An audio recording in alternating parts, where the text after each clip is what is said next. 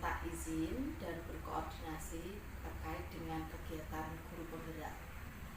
Kebetulan beberapa waktu yang lalu kami sudah menyelesaikan satu modul pada guru penggerak, dan modul terakhir yang kami terima adalah terkait dengan budaya positif di sekolah. Kemudian setelah menyelesaikan modul tersebut, kami dituntut untuk melaksanakan aksi nyata, di mana aksi nyata itu yang pertama adalah penerapan budaya positif di kelas, dan kemudian menularkan atau mendiseminasikan budaya positif kepada rekan sejawat. Dan hal ini saya meminta izin kepada Pak Eko untuk melakukan kegiatan diseminasi budaya positif kepada rekan sejawat yang saya rencanakan minggu depan. Terima kasih Bu Nurul, dan sama saya ucapkan selamat dan menantu sudah sebagai guru penggerak, bukan membawa angin segar, membawa kemajuan bagi SMP Negeri 1 Nurul Sukatulipan. Dan untuk kegiatan-kegiatan yang telah Bu Nurul lakukan, ini memang sangat bermanfaat sekali bagi anak-anak khususnya, hingga nanti dapat tercapai apa yang menjadi tujuan dari guru penggerak itu sendiri. Pada anak-anak berarti sudah dilakukan gitu untuk kegiatan Pada anak-anak mulai dari awal kami melakukan guru penggerak sudah ada aksi nyatanya. Terus ini juga nanti budaya positif sudah saya terapkan di kelas, dan nanti dari hasil penerapan saya di kelas itu juga akan saya bagikan kepada teman-teman. Ini untuk kegiatan diseminasi, monggo nanti dicari tempat atau waktu yang pas untuk kegiatannya, dengan tentu saja dengan koordinasi dengan teman-teman, bagaimana nanti pelaksanaannya, kemudian waktunya. Harapan saya semua Bapak Ibu guru bisa ikut, sehingga apa yang telah Bu Nurul lakukan nanti bisa mengimbas kepada teman-teman, dan dampaknya akan ke semua siswa Bapak Ibu guru dan siswa, sehingga budaya positif yang ada di kelas ini nanti dapat berjalan dengan baik di sebuah kelas, tidak ada di kelas 7, nanti mungkin bisa di kelas 8, 9, itu kan ini kan suatu kegiatan yang positif. Monggo nanti direncanakan, diprogramkan dengan sebaik-baiknya, kemudian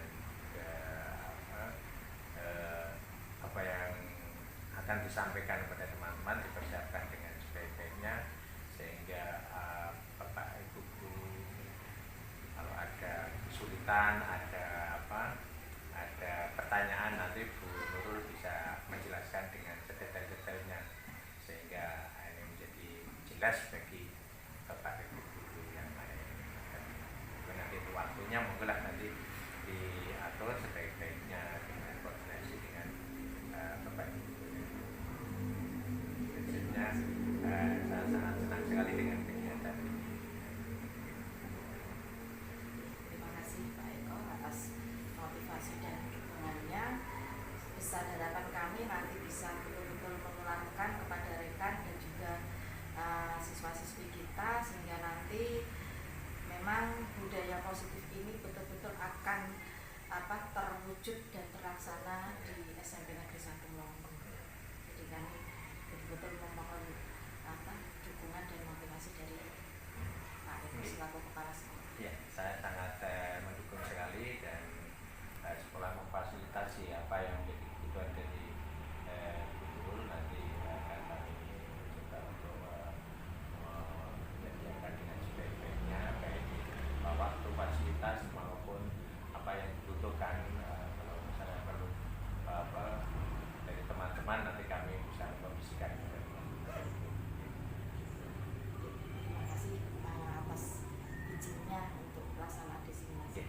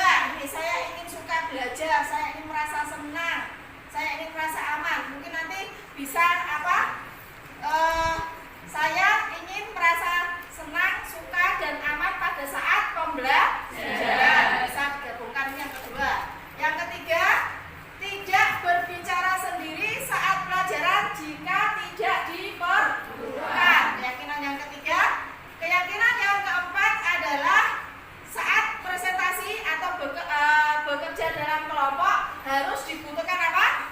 Kerjasama. Artinya kerjasama di dalam kelompok saat diskusi. Itu yang ke berapa ini? 1, 2, 3, 4, 5. Yang kelima berarti menjaga kebersihan kelas. Saya simpulkan begitu aja ya. Menjaga kebersihan kelas, dan yang terakhir mengerjakan PR tepat waktu. Berarti ada berapa keyakinan? Ya, ada 6 keyakinan. 6 keyakinan ini nanti akan ditempel di kelas kalian, dan kalian nanti harus menandatangani. Kalau sudah ditandatangani berarti kalian harus berkewajiban untuk mengindahkan dan menerapkan keyakinan kelas yang sudah kalian buat. Bisa dipahami ya ini?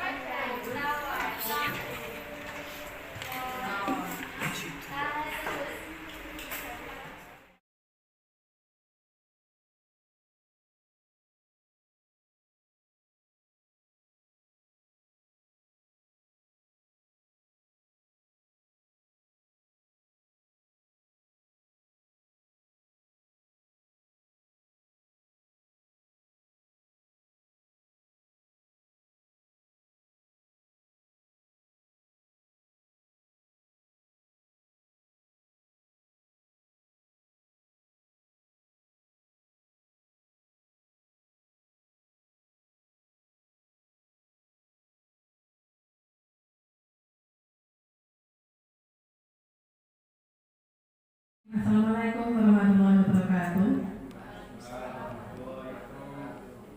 Kepada Bapak Kepala Sekolah SMP Negeri 1 Monggo yang saya hormati, kepada teman-teman, rekan guru yang kami sayangi, untuk pagi hari ini kita berkumpul di lab IPA ini dalam rangka diseminasi kegiatan CGP Angkatan 5 Kabupaten Jepara, yang kali ini rekan kita Ibu Nurul Hidayah SPD akan melaksanakan diseminasi tentang budaya positif, katanya dengan materi modul 1.4. Sebelum acara diseminasi dilaksanakan, saya selaku moderator akan membacakan susunan acara yang akan kita laksanakan pada pagi hari ini. Untuk susunan acara yang pertama adalah pembukaan, kemudian dilanjutkan dengan menyanyikan lagu Indonesia Raya. Dilanjutkan acara yang ketiga adalah sambutan dari Kepala SMP Negeri 1 Monggo. Kemudian acara yang keempat adalah definisi pengindasan dan berbagi pengalaman tentang modul 1.4 budaya positif oleh Ibu Nurul. Kemudian diakhiri dengan penutup. Mari kita awali diseminasi pagi hari ini dengan pembukaan berdoa sesuai dengan agama dan keyakinan masing-masing dalam hati. Saya katakan terima kasih, mudah-mudahan dengan doa tadi akan membawa kelancaran berkah bagi kita semua. Amin. Berikutnya adalah menyanyikan lagu Indonesia Raya. Kepada Bapak Ibu semua, saya mohon untuk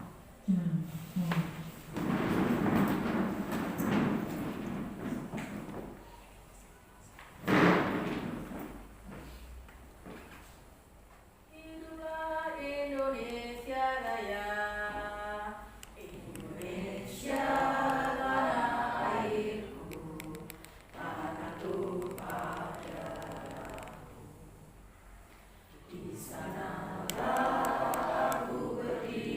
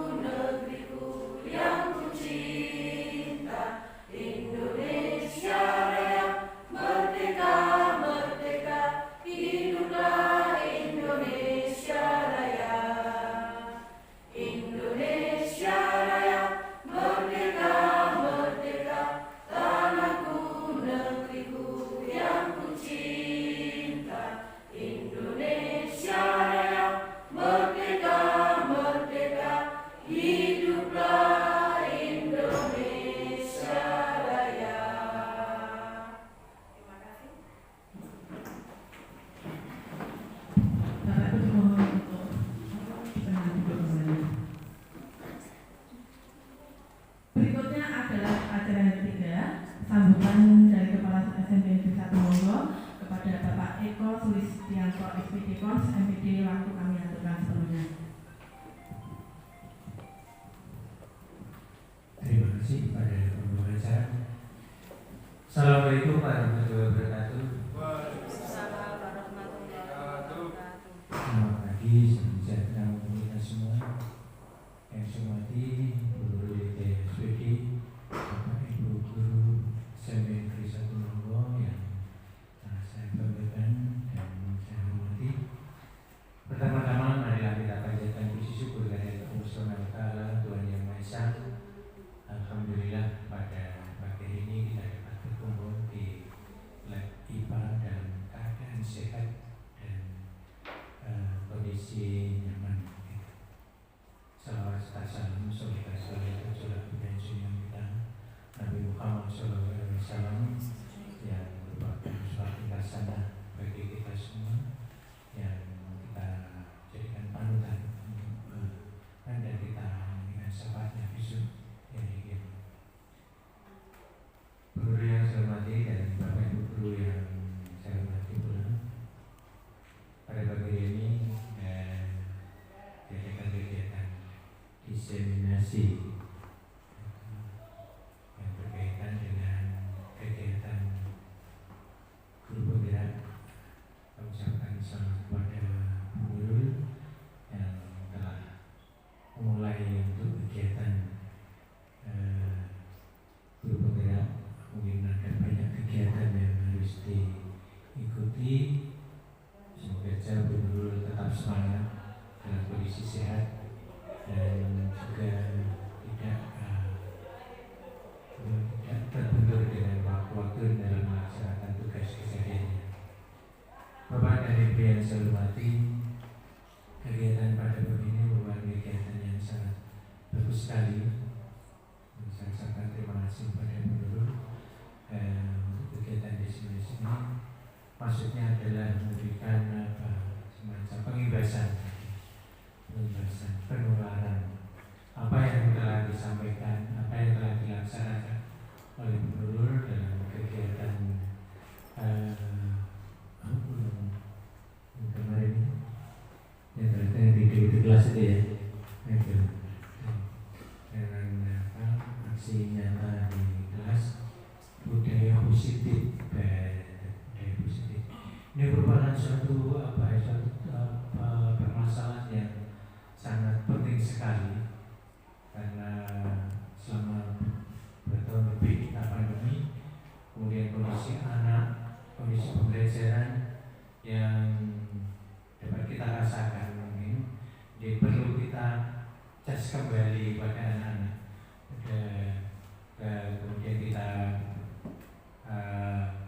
berikan pencerahan-pencerahan kepada anak. Alhamdulillah pada Bu Nurul yang telah berhasil sebagai guru penggerak yang melaksanakan kegiatan yang budaya positif. Kita tahu Bapak Ibu selama pandemi ini karakter dari anak, kemudian semangat dari anak dalam pembelajaran dapat dikatakan menurun drastis. Dari itu perlu semangat dari Bapak Ibu Guru, perlu kesabaran dari Bapak Ibu Guru, dan juga motivasi kepada anak-anak, berikan pendekatan-pendekatan yang positif yang mengarah pada pembentukan karakter.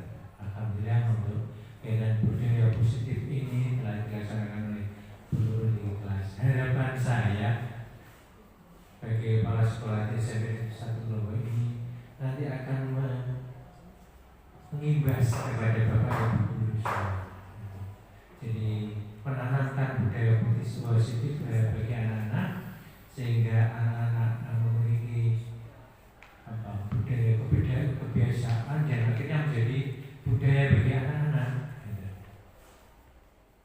yang tertanam menjadi mempribadi pada anak-anak sehingga anak-anak memiliki kepribadian yang positif, kemudian karakter yang diharapkan sesuai dengan tujuan pendidikan yang dicanangkan oleh Bapak Menteri kita, Menteri Pendidikan, dan juga diharapkan dari pemerintah Indonesia sehingga generasi yang akan datang beberapa tahun yang akan datang, anak yang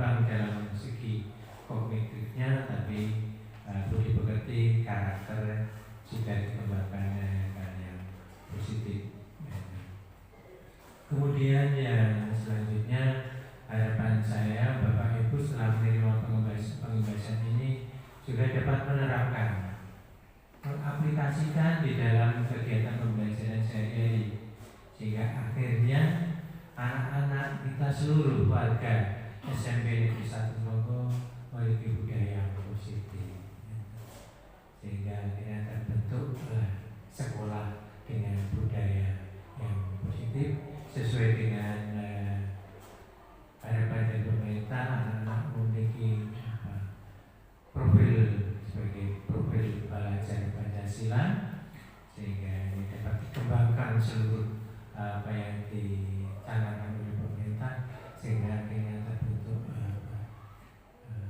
sekolah yang berbudaya positif bahasa khusus. Kemudian secara umum juga mereka berpikir yang sesuai dengan harapan kita semua. Demikian, selamat mengikuti pembebasan. Kemudian nanti kalau ada yang kurang jelas, kurang dipahami, bisa tanya sedetail-detailnya itu, sehingga terjadi kegiatan ini sangat bermanfaat. Ada umpan balik dari Bapak Ibu pada pagi ini, pada Bu Nurul, bagi sumber sekaligus pengimbas itu, sehingga nanti saling memberikan masukan, saling memberikan pemahaman, pencerahan, sehingga betul-betul kegiatan ini nanti membawa kita semua angin segar, membawa pemahaman baru tentang budaya positif ini. Dan kami selamat kepada Bu Nurul untuk melaksanakan kegiatan ini, semoga nanti bisa sukses dan lancar. Amin. Terima kasih dari kami. Saya para Bapak Ibu juga selamat untuk mengikuti kegiatan pembebasan ini. Terima kasih. Kurang lebihnya mohon maaf. Bila hidayah. Assalamualaikum warahmatullahi wabarakatuh.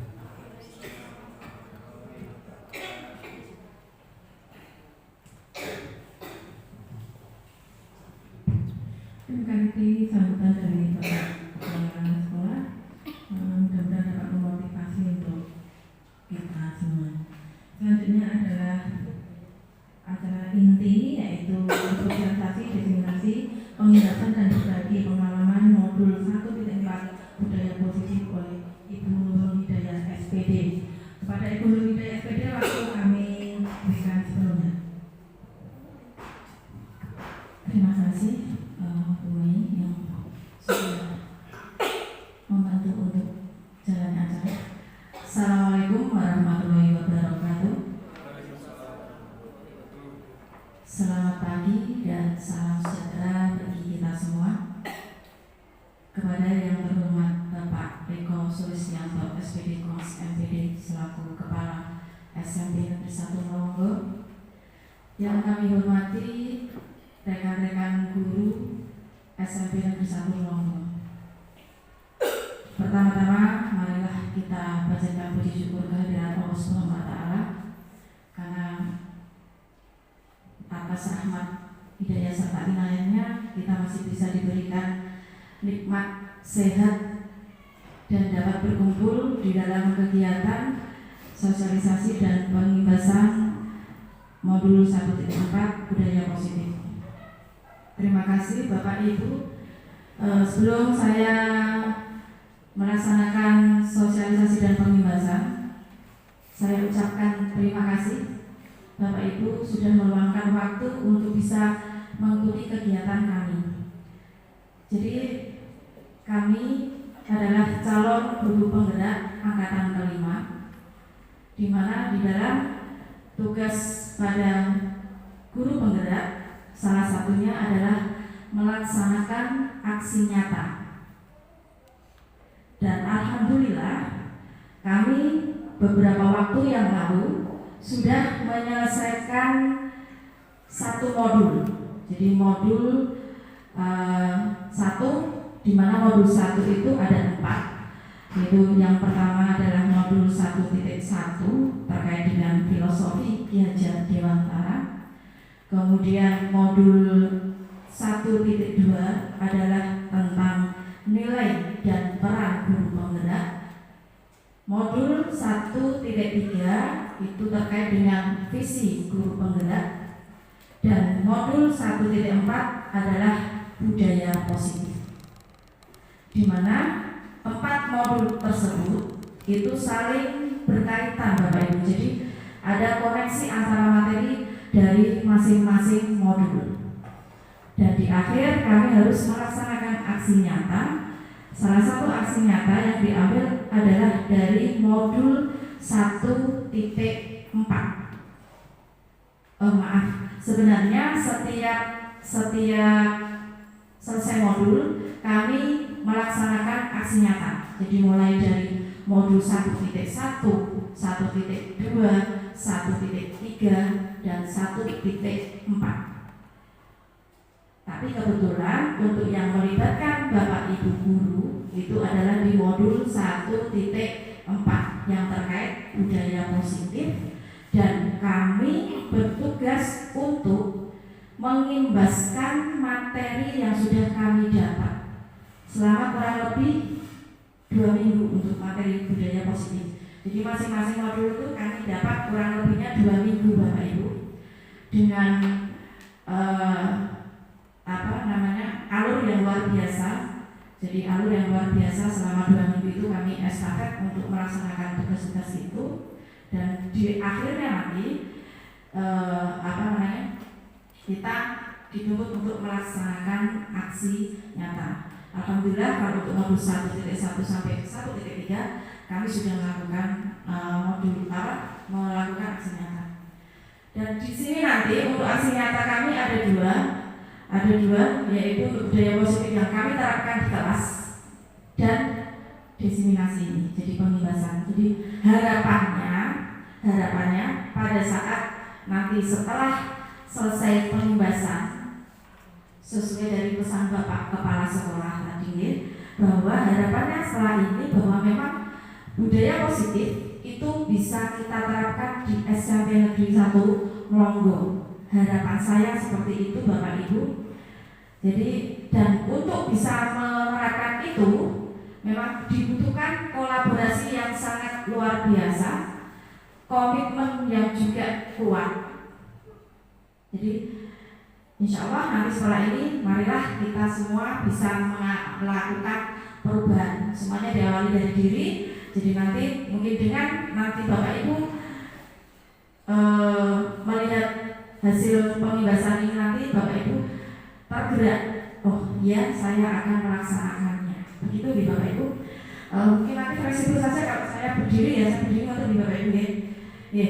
Jadi materi pada modul 1.4 budaya positif itu ada 6. Ada 6, yaitu yang pertama tentang disiplin positif dan nilai-nilai kebajikan universal. Yang kedua, teori motivasi, hukuman dan penghargaan dan restitusi. Yang ketiga, keyakinan kelas. Yang keempat, kebutuhan dasar manusia dan dunia berkualitas. Yang kelima, posisi kontrol guru. Dan yang keenam adalah segitiga restitusi. Nanti di akhir diseminasi saya akan saya tunjukkan video pada saat saya melaksanakan aksi nyata di dalam kelas. Baik Bapak Ibu, sebelum mungkin kita ke materi budaya positif, alangkah baiknya Bapak Ibu mengetahui konsep pendidikan menurut filosofi Ki Hajar Dewantara. Jadi sebenarnya guru penggerak ini memang berbasis pada kurikulum yang sudah kita terapkan pada kelas 7 ya, kurikulum merdeka, di mana kurikulum merdeka itu memang dasarnya filosofinya itu diambil dari filosofi Ki Hajar Dewantara, bahwa menurut Ki Hajar Dewantara pendidikan itu adalah menuntun. Jadi menuntun. Jadi apa sih nanti yang dituntun? Ya.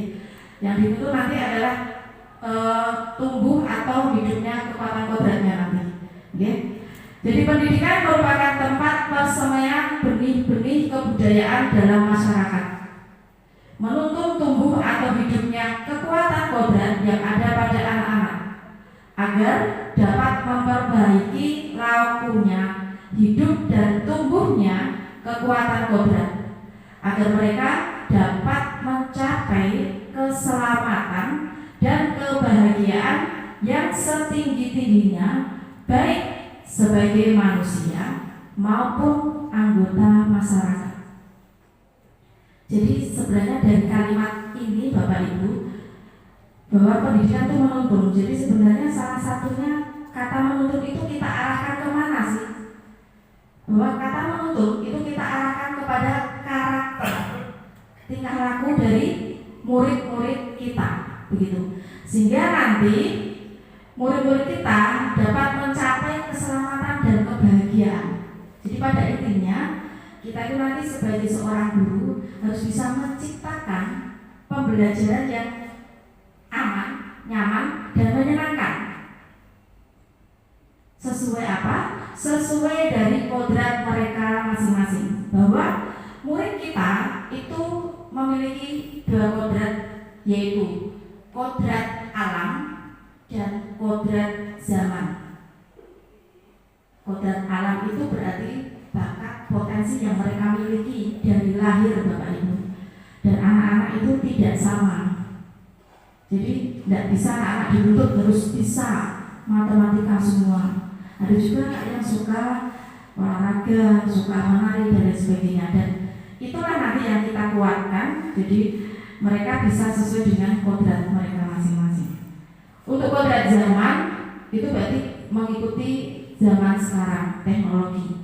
Yang kebetulan murid-murid kita itu ada di masuk zaman di generasi Z gitu Pak Ibu, Gen Z. Murid-murid kita itu sudah masuk di Gen Z. Gen Z itu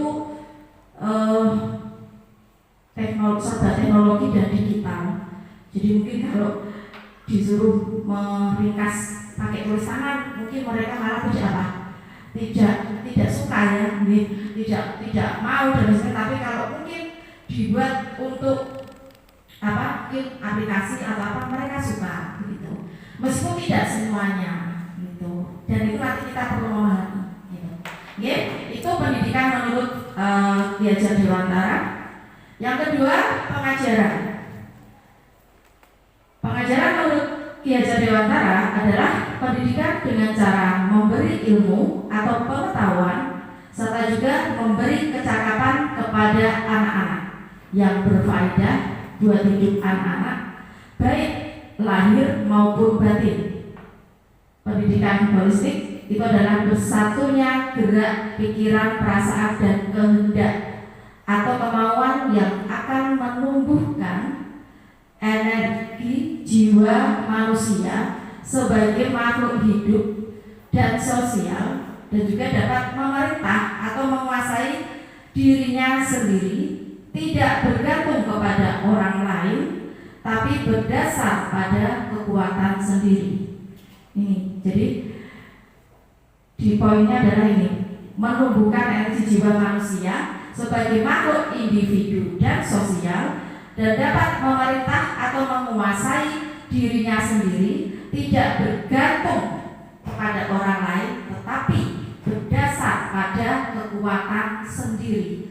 Ini yang sebenarnya dasar dari merdeka belajar. Bapak Ibu sering ya mendengar sekarang merdeka belajar, merdeka mengajar, nah itu sebenarnya apa? Merdeka belajar, merdeka mengajar gitu. Jadi merdeka belajar itu ini, bahwa anak-anak itu nanti bisa menguasai dirinya sendiri, tidak bergantung pada orang lain, tetapi dia berdasarkan kekuatan yang dimiliki, gitu. Kekuatan dirinya yang dimiliki, begitu. Ya. Nah, nih sebagai contoh Bapak Ibu, kita ambil contoh pergantiannya dengan hidup tumbuh-tumbuhan. Ini filosofi KHD ini sangat luar biasa. Bahwa kalau kita contohkan tumbuh-tumbuhan dan seorang petani Bapak Ibu, dalam hal sama kewajibannya dengan seorang pendidik. Jadi petani itu seperti yang menanam. Padahal misalnya hanya dapat menuntun tumbuhnya padi, padahal dia dapat memperbaiki kondisi tanah, memelihara tanaman padi, memberi pupuk dan air, membasmi ulat-ulat atau jamur yang mengganggu hidup tanaman padi tersebut dan lain sebagainya. Pada intinya begini maksudnya, bahwa pendidik itu diibaratkan sebagai seorang petani. Kemudian tumbuhan itu diibaratkan sebagai murid, dan ladang itu diibaratkan sebagai sekolah kita, gitu.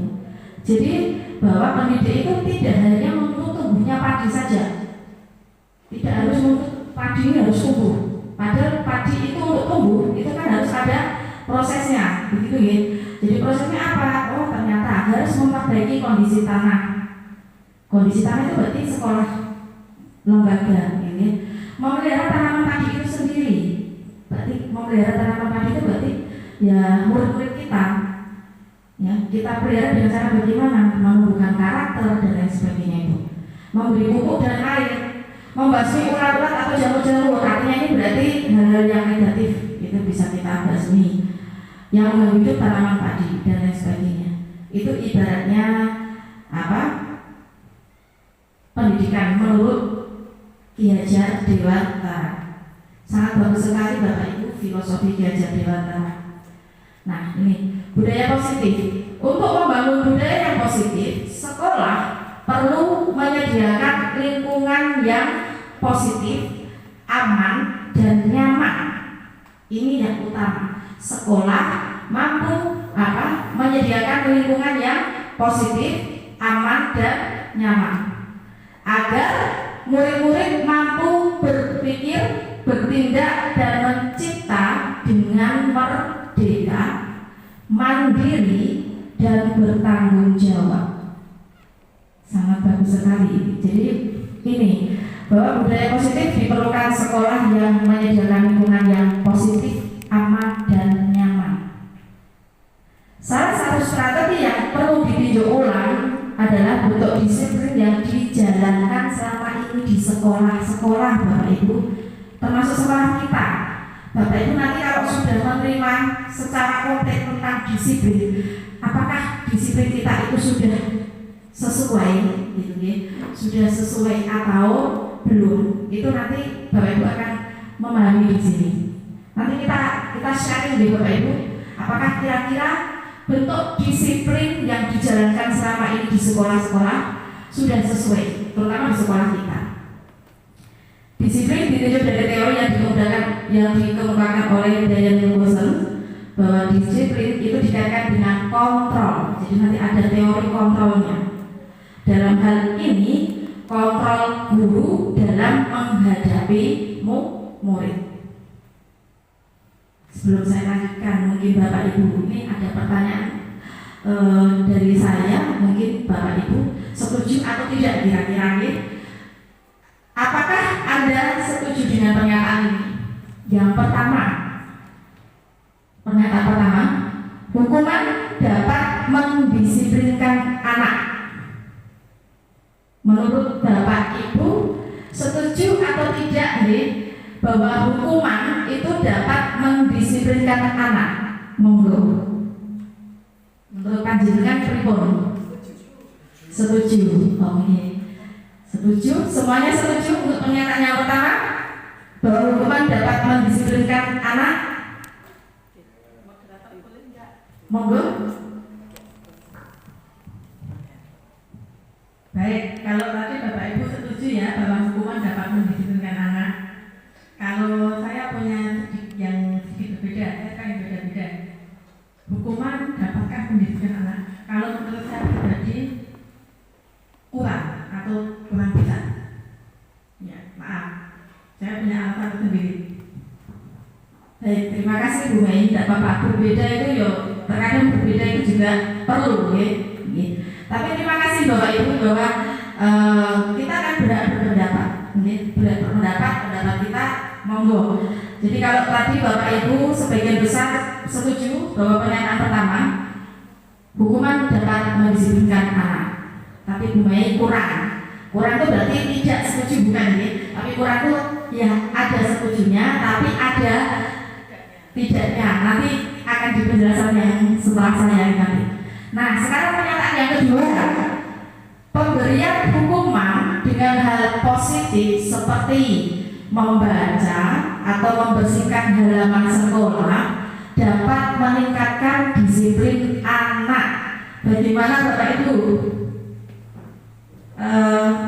Siapa mungkin yang mau berpendapat setuju tidak ya? Setuju betul terkait dengan pernyataan saya yang nomor 2, bahwa pemberian hukuman dengan hal positif seperti membaca atau membersihkan halaman sekolah dapat meningkatkan disiplin anak. Monggo siapa yang ingin berpendapat setuju atau tidak? Kurang setuju. Bu Ana kurang setuju, Pak Zen mungkin? Kalau untuk setuju atau tidaknya, ini tergantung, ya.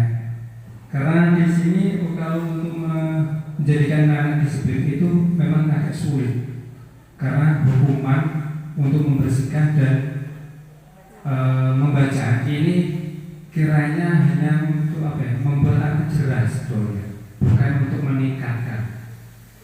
Itu aja menurut saya. Terima kasih Pak Zen, bagus sekali. Tapi Bu Ana juga berpendapat setuju, mungkin hampir sama seperti Pak Zen, bahwa kalau membaca atau membersihkan halaman mungkin hanya memberi efek jerah, tapi belum mendisiplinkan. Sangat bagus sekali. Nah, pernyataan yang ketiga, ini yang selalu jadi polemik kita. Memberi penghargaan dapat meningkatkan motivasi belajar anak. Monggo, kira-kira bagaimana dengan pernyataan yang ketiga? Memberi penghargaan dapat meningkatkan motivasi belajar anak. Setujukah Bapak Ibu? Setuju. Ada mungkin yang kurang setuju atau bagaimana? Semuanya setuju? Ini yang sering kurang setuju. Mungkin Bu Retno mungkin bisa disampaikan kenapa kurang setuju. Assalamualaikum warahmatullahi wabarakatuh. Terima kasih atas waktunya. Menanggapi pertanyaan yang nomor 3, memberi penghargaan dapat meningkatkan motivasi belajar anak, itu tidak setuju. Kenapa? Karena dalam prinsip saya, kalau anak selalu diiming-imingi, itu karena dia tergerak untuk mendapatkan sesuatu, bukan didasari dari keinginannya sendiri. Begitu. Dan itu yang saya terapkan kepada ketiga anak saya. Saya tidak pernah ngasih reward. Walaupun ngasih reward itu di lain kesempatan. Bukan misalnya seperti ini. Nanti kalau ranking 1 tak kasih ini, itu juga pernah saya lakukan. Maaf kalau saya seperti itu, karena mungkin saya masih model orang tua zaman jadul, tidak seperti yang sekarang ini. Begitu saja. Assalamualaikum warahmatullahi wabarakatuh. Ya, terima kasih Bu Retno. Sangat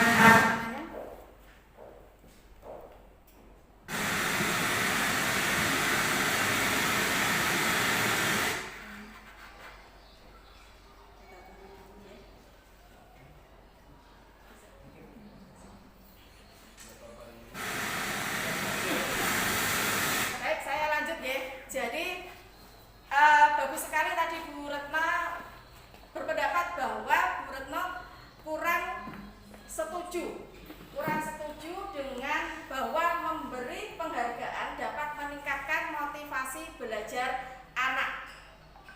Karena apa? Nanti kalau diberi penghargaan akhirnya anak itu hanya berprestasi atau belajar itu karena iming-iming. Nah, nanti saya diiming-imingi bahwa nek saya nanti dapat ranking 1 atau nilai saya bagus, nanti saya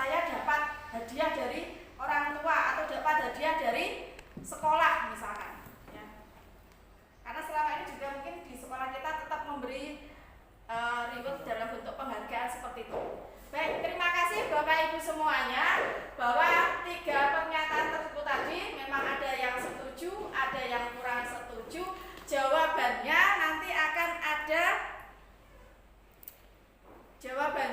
akan ada pada teori atau modul budaya positif yang akan saya sampaikan setelahnya.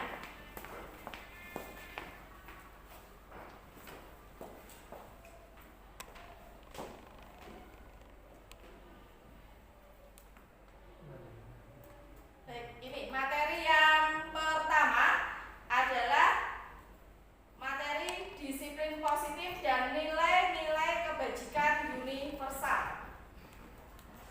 Nah, ini bahwa di materi disiplin positif ini yang pertama adalah terkait dengan perubahan paradigma teori kontrol. Tadi kan ada nggih bahwa nanti berdasarkan pada teori kontrol bahwa guru dapat mengontrol murid, begitu nggih, yang kita sebut dengan ilusi kontrol. Ini menurut pendapat dari Dr. William Glasser dalam kontrol teori.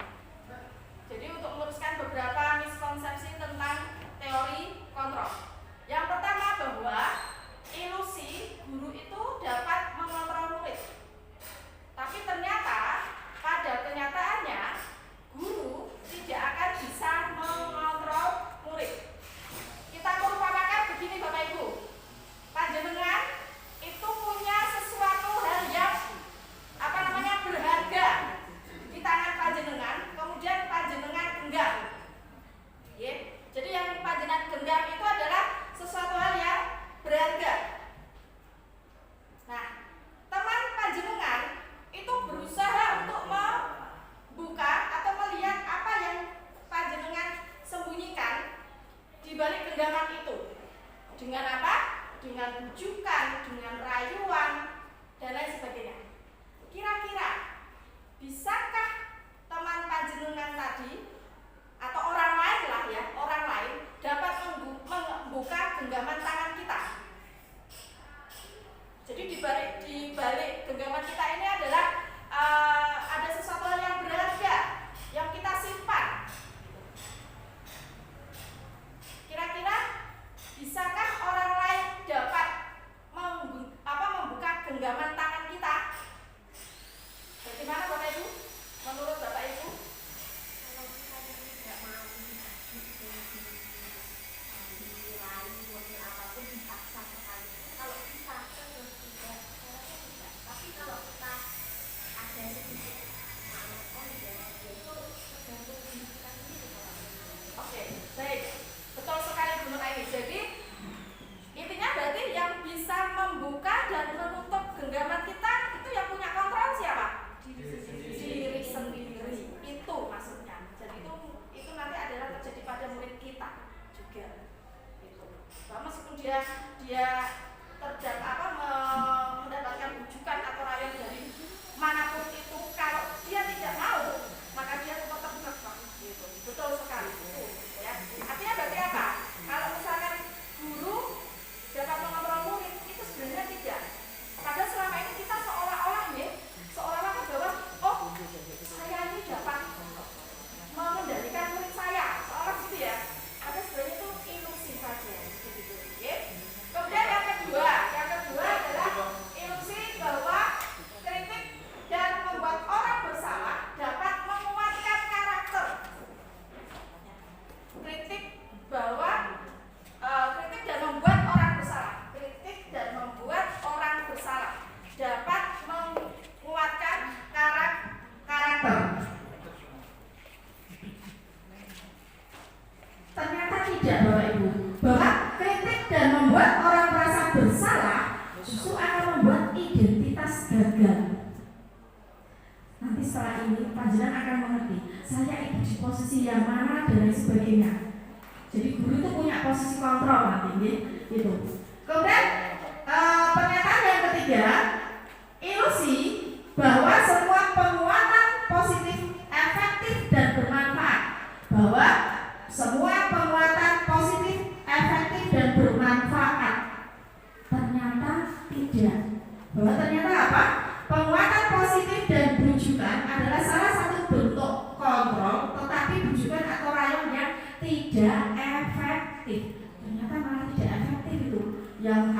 penguatan positif. Ya mungkin seperti tadi pemberian penghargaan itu kan termasuk penguatan positif gitu. Ya. Kemudian yang keempat, ilusi bahwa orang dewasa ya memiliki hak untuk memaksa. Orang dewasa itu siapa? Kita, murid. Selama ini bagaimana Bapak Ibu? Kita memaksa tidak murid-murid kita? Kalau saya iya. Terus terang kita itu masih ada unsur pemaksaan ya Bapak Ibu gitu. Ini mau nggak mau, kalau saya harus bisa pelajaran IPA misalkan begitu ya. Padahal anak itu mungkin passionnya tidak di IPA, mungkin begitu ya. Nah, bahwa ternyata hukuman atau paksaan tidak efektif dalam jangka waktu yang panjang. Contohnya tadi Pak Zen, bagaimana memberikan hukuman yang membaca dan apa? Membersihkan halaman. Itu kurang setuju karena Pak mungkin hanya memberikan efek jera saja. Dan efek jera itu kan hanya sementara, tidak dalam jangka waktu yang panjang. Betul nggih? Nah, ini. Selanjutnya adalah perubahan paradigma stimulus respon dan teori kontrol. Siapa sesungguhnya yang memiliki kontrol? Yang pertama, ini nanti kita bedakan antara stimulus respon dengan teori kontrol. Yang pertama, untuk stimulus respon, kita mencoba mengubah orang agar berpandangan sama dengan kita. Kita mencoba mengubah orang agar berpandangan sama dengan kita. Itu yang stimulus respon. Tetapi kalau teori kontrol, kita berusaha memahami pandangan orang lain tentang dunia. Ada bedanya enggak itu, Bapak Ibu? Stimulus respon dengan teori kontrol. Yang kedua, perilaku buruk dilihat sebagai suatu kesalahan. Itu stimulus respon. Tapi kalau teori kontrol, semua perilaku memiliki tujuan. Jadi kalau anak-anak kita melakukan suatu kesalahan, mereka itu ada tujuan, dan itu yang harus kita tahu sebenarnya. Ngoten nggih? Kemudian yang ketiga, orang lain bisa mengontrol saya. Itu kalau stimulus respon. Tapi kalau teori kontrol, hanya kita yang bisa mengontrol diri kita. Seperti yang dijawab oleh Bu Nur Aini tadi. Jadi kita yang berhak untuk mengendalikan diri kita sendiri. Kemudian pemaksaan ada pada saat bujukan gagal. Sedangkan untuk teori kontrol, bahwa kolaborasi dan konsensus menciptakan pilihan-pilihan baru. Jadi ada kolaborasi dengan murid mungkin, dengan teman dan lain sebagainya. Terakhir, model berpikir menang atau kalah, itu stimulus respon. Untuk teori kontrol, model berpikir menang. Nah, kalau respon menang atau kalah, harus ada pilihan menang atau kalah. Tapi kalau teori kontrol, model berpikirnya adalah menang. Nah, menurut panjenengan perubahan paradigma dari stimulus respon ke teori kontrol ini sangat bagus sekali ya. Dan mungkin kita masih ada di posisi di stimulus respon, belum pada teori kontrol. Ya, Bapak Ibu betul ya? Jadi panjenengan nanti kalau mengikuti pembahasan ini, materi ini sangat luar biasa Bapak Ibu. Jadi pada saat saya mengikuti kegiatan ini di modul 1.4 itu, wow, ternyata selama ini posisi saya banyak yang salah gitu. Kalau untuk menuju ke hal yang ideal, ternyata saya masih di posisi yang salah. Mungkin nanti Bapak Ibu tidak perlu dijawab ya. Berpikir saja dari dalam diri kita termasuk yang mana gitu. Nah, ini disiplin positif, teori kontrol atau teori pilihan menurut Dr. William Glasser. Yang pertama, bahwa ini Anda tidak bisa mengontrol orang lain. Hanya Anda. Jadi hanya panjenengan atau diri kita lah yang bisa mengontrol diri kita sendiri gitu. Yang kedua, semua perilaku itu mempunyai tujuan. Jadi ada tujuannya. Yang ketiga, model berpikir menang. Kolaborasi dan konsensus menciptakan pilihan-pilihan baru ini penting sekali ya. Jadi kalau kita berkolaborasi, maka kita nanti dapat menciptakan pilihan-pilihan baru gitu. Kemudian realitas atau kebutuhan kita berbeda. Kita berusaha memahami pandangan orang lain tentang dunia. Setiap orang memiliki gambaran yang berbeda. Itu. Makna disiplin, belajar kontrol diri dengan menggali potensi kita agar tercapai tujuan mulia, yaitu sesuatu menjadi seseorang yang kita inginkan berdasarkan nilai-nilai yang kita hargai. Dimana nantinya ada dua motivasi, ada motivasi ekstrinsik dan intrinsik. Kemudian ada teori motivasinya, 5 posisi kontrol. Ini Bapak Ibu nanti akan saya sampaikan satu-satu. Untuk teori motivasi itu bahwa ada 3 motivasi perilaku manusia. Jadi pada saat kita melakukan sesuatu, tujuannya apa saja itu ada nanti. Yang pertama ini teori motivasinya untuk menghindari hukuman. Yang kedua untuk mendapatkan imbalan. Yang ketiga untuk menghargai diri sendiri. Jadi ada yang nanti motivasi ekstrinsik, ada yang intrinsik. Nanti saya jelaskan. Kemudian yang 5 posisi kontrol. Nah itu Bapak Ibu 1 sampai 5 itu adalah 5 posisi kontrol dari guru. Ada di posisi penghukum. Yang kedua pembuat rasa bersalah. Yang ketiga sebagai teman. Keempat pemantau. Dan yang kelima manajer. Nanti saja ya, itu nanti masih ada di materi selanjutnya. Dan yang ini 5 kebutuhan dasar manusia. Ini harus kita pahami nanti Bapak Ibu. Nah, apakah makna disiplin? Sebenarnya tadi sudah saya sampaikan ya, bahwa disiplin itu berasal dari bahasa Latin disiplinan yang artinya belajar. Gitu ya.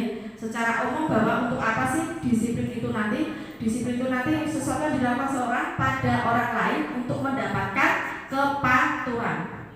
Kecenderungan umumnya adalah menghubungkan kata disiplin dengan ketidaknyamanan, bukan dengan apa yang kita hargai atau pencapaian suatu tujuan mulia. Nah, ini yang sebenarnya untuk yang tujuan disiplin yang sesungguhnya adalah ini Bapak Ibu. Jadi bukan hanya untuk sesaat saja. Bahwa tujuan disiplin adalah menanamkan motivasi intrinsik. Motivasi intrinsik itu berarti motivasi dari dalam diri pada murid-murid kita, yaitu untuk menjadi orang yang mereka inginkan dan menghargai diri sendiri dengan nilai-nilai yang mereka percaya. Jadi dengan nilai-nilai yang mereka percaya, yang berdampak jangka panjang. Jadi yang berdampak jangka panjang sehingga tidak akan terpengaruh dengan adanya hukuman atau hadiah. Jadi tujuan disiplin di sini adalah membentuk anak itu atau murid itu memiliki motivasi dari dalam diri untuk mereka melakukan hal-hal yang dapat menghargai diri sendiri dengan nilai-nilai yang mereka percaya dan dalam jangka waktu yang panjang. Kalau sudah dari dalam diri Bapak Ibu, maka mereka tidak akan terpengaruh dengan adanya hukuman atau hadiah. Satu contoh, kita tidak satu murid, kepada kita saja sebagai seorang guru, tanpa adanya teguran, tanpa adanya penghargaan dari sekolah, kita berusaha tetap untuk masuk sekolah atau masuk bekerja, mengajar atau ke kelas tepat waktu. Ngoten nggih Bapak Ibu. Jadi itu motivasi dari diri kita. Tidak terus gini nanti, aku kok terlambat. Kalau terlambat, nanti saya ditegur sama Bapak Kepala Sekolah. Nah, itu sudah motivasi ekstrinsik. Nanti saya ditegur sama Bapak Kepala Sekolah. Saya mau sregep. Dan saya nanti dipuji sama Bapak Kepala Sekolah. Syukur-syukur diberi penghargaan misalnya. Diberi penghargaan, misalkan begitu. Itu sudah motivasi ekstrinsik.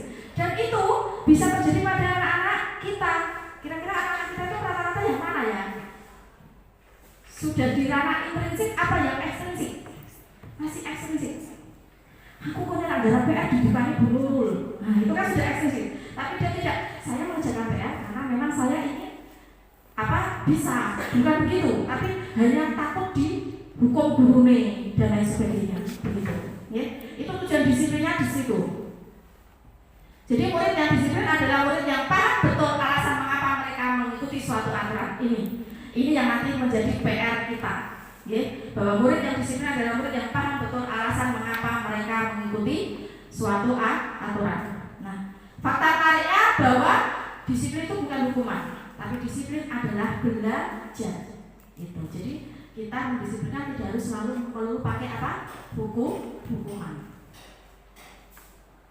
Nah ini nanti ini yang tadi nilai-nilai yang mereka percaya itu ini nilai-nilai kebajikan universal. Apa sih nilai-nilai kebajikan itu? Nilai-nilai kebajikan adalah sifat-sifat positif manusia yang merupakan tujuan mulia yang ingin dicapai setiap individu. Nilai-nilai tersebut bersifat universal dan lintas bahasa, suku bangsa, agama maupun latar belakang. Bahwa setiap perilaku atau perbuatan memiliki suatu tujuan. Ini menurut tadi Dr. William Glasser pada teori kontrolnya. Yang kedua, dengan mengaitkan nilai-nilai kebajikan yang diyakini seseorang, maka motivasi intrinsnya akan terbangun. Jadi nanti ada nilai-nilai kebajikan yang kita yakini.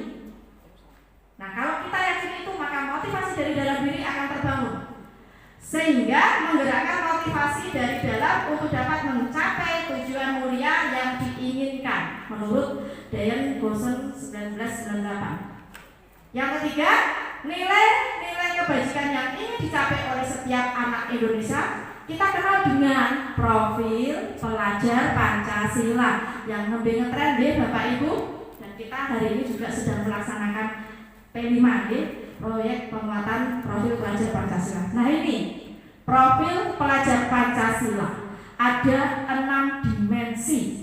Bapak Ibu harus memahami, dan ini adalah nilai-nilai kebajikan nanti yang bisa kita yakini. Bahwa dimensi yang pertama adalah beriman, bertakwa kepada Tuhan Yang Maha Esa dan berakhlak mulia. Unsurnya apa saja? Itu unsurnya bisa akhlak beragama, akhlak pribadi, akhlak kepada manusia, akhlak kepada alam, dan akhlak bernegara. Yang kedua adalah berkebinekaan global. Bahwa murid harus mengenal dan menghargai budaya, komunikasi dan interaksi antar budaya, kemudian refleksi dan tanggung jawab terhadap pengalaman kebinekaan, dan yang terakhir berkeadilan sosial. Yang berikutnya gotong royong. Gotong royong ini adalah kolaborasi. Kolaborasi itu apa nih Bapak Ibu? Kerjasama dari semua pihak, itu kolaborasi dan kepedulian. Mandiri ini adalah dia pemahaman diri dan situasi refleksi diri. Jadi dia mandiri untuk melakukan sesuatu. Yang berikutnya adalah bernalar kritis. Nah ini yang mungkin masih akan sulit di murid-murid kita nih. Bernalar kritis itu memperoleh dan memproses informasi dan gagasan, menganalisa, mengevaluasi penalaran, merefleksi dan mengevaluasi pemikirannya sendiri. Kemudian kreatif adalah menghasilkan gagasan yang orisinal, menghasilkan karya dan tindakan yang orisinal, memiliki keluasan berpikir dalam mencari alternatif solusi permasalahan.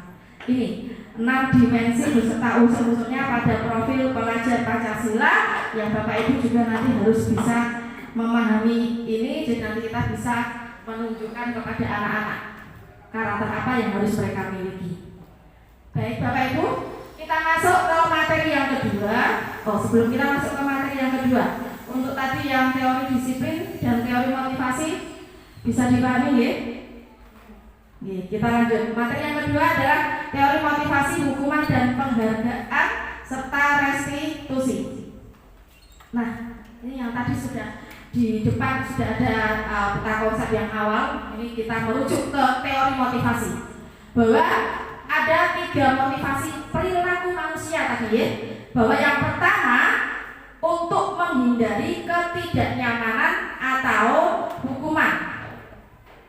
Nah ini termasuk ada di motivasi eksternal tadi yang seperti saya contohkan. Yang kedua untuk mendapatkan imbalan dari orang atau institusi. Sama nggih, motivasi eksternal. Yang ketiga, untuk menghargai diri sendiri. Ini ada masuk di motivasi internal. Dan di situ nanti yang masuk di tujuan disiplin positif. Sekarang kita coba ke poin 1 dan 2 Bapak Ibu. Apa yang akan terjadi apabila saya tidak melakukan ini, menghindari menghindari ketidaknyamanan atau hukuman? Kira-kira apa yang terjadi Bapak Ibu? Atau mungkin yang kedua, apa yang terjadi bila saya melakukannya? Artinya intinya pertanyaannya, apa yang terjadi jika saya tidak melakukan, atau apa yang terjadi pada saat saya melakukan? Di pernyataan nomor 1 dan 2, atau mungkin juga bisa di nomor 3. Pripun Bapak Ibu? Kalau yang nomor 1, apa yang akan terjadi apabila saya tidak melakukan, atau mungkin saya melakukan hal ini? Artinya menghindari ketidaknyamanan atau hukuman. Yang kalau misalkan tidak melakukan itu kira-kira bagaimana? Apa yang terjadi? Menurut Bapak Ibu bagaimana? Tadi kita melakukan sesuatu kan ada tujuannya nih. Contoh kita masuk kelas tadi.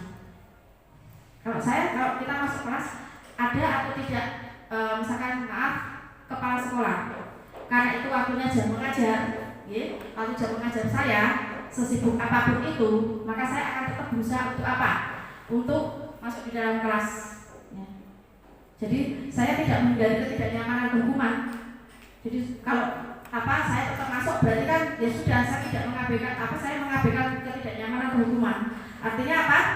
Ya sudah, kalau memang saya kan tidak bergantung pada harus ada kepala sekolah, atau tidak bergantung yang ada kepala sekolah ini saya harus mengajar seperti ini. Termasuk murid kita juga begitu. Dan itu yang mungkin harus kita tanamkan kepada anak-anak. Ada dan tidaknya kita, anak-anak itu bagaimana nanti menyikapinya? Apakah kalau tidak ada gurunya, wah bebas ini main-main di lapangan, nggak ada gurunya gitu ya. Jadi mereka bebas gitu. Tapi kalau ada, mereka akan melakukan itu. Dan itu masih dimotivasi eksternal, ya. Itu 3 motivasi perilaku manusia, bahwa ternyata kita itu seperti itu. Tapi di antara 1, 2, 3 ini tetap kita pernah melakukannya nih Bapak Ibu. Pernah tidak? Pasti itu. Saya juga pernah melakukannya di nomor 1. Saya juga pernah mungkin melakukan di nomor 2 dan mungkin juga di nomor 3 gitu. Nah, mungkin nanti setelah ini kita akan bisa memposisikan di nomor 3 saja. Motivasi perilaku kita ada pada di nomor 3. Untuk apa? Untuk menghargai diri sendiri. Diri kita itu punya nilai kebajikan. Nah, itu yang harus kita hargai. Gitu. Nah, itu adalah tujuan disiplin positifnya di situ, dari motivasi internalnya. Hukuman tadi yang di pertanyaan 3 pertanyaan saya itu nanti bisa terjawab di sini nanti. Hukuman membuat seseorang cepat merasa lelah, dan letih karena pikiran mereka bisa menghindari rasa sakit. Jadi mereka hanya fokus pada rasa sakit, tidak fokus pada tujuan dia di anak itu tadi diberi hukuman itu apa. Misalkan tadi kan disuruh membaca sama membersihkan halaman. Mereka hanya fokus, ya Allah aku capek kalau membersihkan halaman, ya Allah membaca, saya malas membaca. Hanya itu yang dia fokuskan. Tapi mereka tidak tahu tujuan dibalik untuk membaca, disuruh membaca sama disuruh membersihkan halaman itu apa. Mereka tidak berpikir sampai di situ. Gitu. Kemudian yang kedua, mendapatkan hadiah atau pujian dari orang lain bisa menjadi motivasi seseorang melakukan sesuatu. Pujian dan iming-iming hadiah dapat mempengaruhi perilaku murid. Betul, mempengaruhi perilaku murid. Tadi yang dijawab oleh Bu Retno bahwa iya. Karena nanti kalau dia diberi pujian, diberi hadiah atau apa, mungkin dia akan semangat. Ada kalanya ternyata kita tidak memberi itu, maka dia tidak akan bisa semangat untuk belajar. Begitu, memang betul. Perilaku ini dekat dengan rasa kecewa. Nah ini tadi, saya sudah mati-matian seperti ini, kok tidak diberi pujian, kok tidak diberi penghargaan? Kecewa ya berarti? Kecewa, itu maksudnya. Yang tadi Bu Retno saya bagus sekali, Bu Retno saya juga setuju. Tapi mungkin sekali tempo juga bisa lah kita beri. Dan penghargaan kan tidak harus selalu dalam bentuk barang, mungkin dalam bentuk pujian atau perilaku, tapi tidak selalu sering seperti itu. Hadiah dan pujian sebagai motivasi eksternal, betul. Ini motivasi eksternal. Karena nanti anak kalau aku ranking 1 berarti nanti aku diberi hadiah iPhone misalkan itu. Nah, akhirnya dia belajar itu hanya untuk dapat apa berarti? Dapat hadiah dapat iPhone itu tadi. Kalau nggak diberi iPhone, mau belajar nggak kira-kira? Tidak. Itu motivasi eksternal. Ya. Nah, ini merdeka menurut Ki Hajar Dewantara. Merdeka itu artinya tidak hanya terlepas dari perintah, akan tapi juga cakap membuat perintah sendiri. Ya, jadi tidak harus sekedar diperintah, tapi kita juga bisa memerintah sendiri. Artinya apa? Tidak harus selalu dikuasai orang lain, tapi kita juga bisa menguasai dan mengontrol diri sendiri. Gitu. Nah, ini nanti yang berikutnya adalah terkait dengan restitusi. Ini adalah hal baru di kita. Saya pun sebenarnya kita sudah melakukannya Bapak Ibu, tetapi setelah saya mendapatkan pembelajaran guru penggerak baru ternyata runtutannya seperti itu. Sebenarnya kita sudah lakukan itu, tapi tidak secara terurut gitu ya. Gitu. Apa sih restitusi itu? Bahwa restitusi adalah proses menciptakan kondisi bagi murid untuk memperbaiki kesalahan mereka sehingga mereka bisa kembali pada kelompok mereka dengan karakter yang lebih kuat. Jadi restitusi ini adalah salah satu solusi kita menghadapi masalah terkait dengan murid kita, Bapak Ibu. Nanti akan ada di terakhir ada video segitiga restitusi yang saya laksanakan di kelas. Jadi sebenarnya kalau mau menyelesaikan masalah itu seperti itu urutannya. Jadi untuk apa? Jadi tidak terus untuk menuntut mereka itu salah, betul salah tidak, tapi memperbaiki kesalahan mereka sehingga mereka bisa kembali pada kelompok mereka dengan karakter yang lebih kuat. Itu dari dia, dari mereka. Mereka siapa berarti? Murid itu, ya.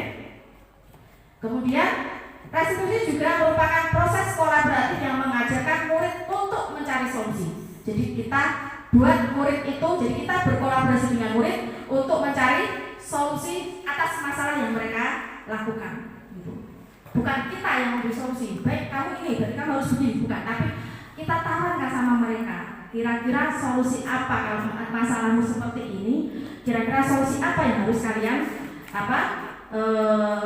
lakukan, gitu, ya. Dan membantu murid berpikir tentang orang seperti apa yang mereka ingin menjadi atau tujuan mulia dan bagaimana mereka harus memperlakukan orang lain. Nah, ini 9 ciri restitusi. Nanti mungkin bisa, kalau Bapak Ibu belum memahami nanti bisa ya, nanti bisa ditanyakan ke saya gitu.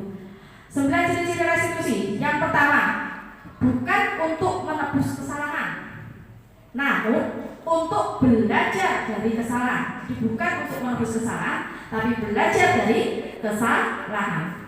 Yang kedua, untuk memperbaiki hubungan. Yang ketiga, tawaran, bukan paksaan. Jadi ditawarkan, bukan dipaksa. Restitusi menuntut untuk melihat ke dalam diri. Yang kelima, restitusi mencari kebutuhan dasar yang mendasari tindakan.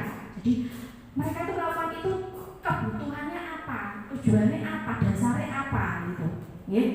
Kemudian restitusi diri adalah cara yang paling baik. Yang ketujuh, restitusi fokus pada karakter, bukan tindakan. Jadi fokusnya pada karakter. 8. Restitusi fokus pada solusi. 9. Restitusi mengembalikan murid yang berbuat salah pada kelompoknya. Artinya nanti dengan nilai-nilai yang mereka yakini itu, bahwa perbuatan salah seperti ini tuh tidak hanya dia saja yang melakukannya, gitu ya. Tapi dia dituntut untuk bagaimana untuk bisa merubah diri, gitu. Nah, materi yang ketiga ini, keyakinan kelas yang tadi nanti bisa digunakan untuk dasar. Bahwa tadi kan kita restitusi tadi ya, restitusi, terus ada nilai-nilai yang harus kita yakini. Dan disinilah yang terpenting, dan ini nanti yang akan saya lakukan aksi nyatanya adalah di materi keyakinan kelas. Keyakinan kelas. Jadi keyakinan itu beda dengan peraturan ya. Mengapa tidak peraturan saja? Mengapa harus keyakinan kelas? Gitu. Yang pertama, mengapa kita, contoh gini, mengapa kita memiliki peraturan harus menggunakan helm bila mengendarai kendaraan roda 2? Yang kedua, mengapa kita memiliki peraturan 3M menggunakan masker, mencuci tangan dan menjaga jarak 1,5 meter misalkan? Yang ketiga, mengapa kita memiliki peraturan harus datang tepat waktu pada saat mengikuti pelatihan? Itu peraturan. Mengapa harus peraturan? Mengapa tidak keyakinan kelas? Jadi peraturan itu nanti bisa kita ubah menjadi apa? Keyakinan kelas. Nanti akan ada contohnya keyakinan kelas bagaimana. Nah, untuk mendukung motivasi intrinsik tersebut, kembalikan nilai-nilai atau keyakinan-keyakinan yang lebih menggerakkan seseorang dibandingkan mengikuti serangkaian peraturan gitu. Jadi justru nilai-nilai keyakinan itu nanti yang akan menggerakkan kita daripada kita harus apa? Mengikuti serangkaian itu. Mungkin kalau yang pertama, mengapa kita memiliki peraturan harus menggunakan helm bila mengendarai kendaraan roda 2? Kalau kita ubah ke keyakinan kita kira-kira apa ya Bapak Ibu? Kalau ini kan helm nanti dicekal polisi, ditangkap polisi, misalkan begitu ya, atau melanggar peraturan lalu lintas. Kalau kita masuk, kalau kita dari motivasi intrinsik kita, kira-kira apa Bapak Ibu? Untuk keselamatan, betul Bu Helen, betul. Jadi menggunakan helm itu tidak semata-mata karena untuk apa sih? Ya, mematuhi peraturan berupa tadi melanggar peraturan apa lalu lintas itu, tapi memang demi apa? Keselamatan. Nah, betul, bagus sekali ya. Itu. Nah, ini budaya positif itu nanti meliputi ini Bapak Ibu.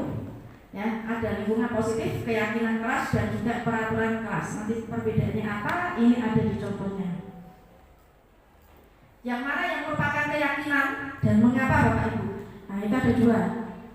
Yang pertama, datang yang di TK apa itu Dharma, contoh aja ya, TK Dharma Wanita Persatuan. Kesepakatan kelasnya yang pertama adalah datang tepat waktu mengucapkan salam, menjaga kebersihan sekolah. Kemudian yang ketiga, berdoa sebelum dan sesudah kegiatan. Keempat, aktif dalam pembelajaran. Kelima, tertib. Yang sebenarnya kesepakatan kelas, kami guru dan murid yang saling menyayangi.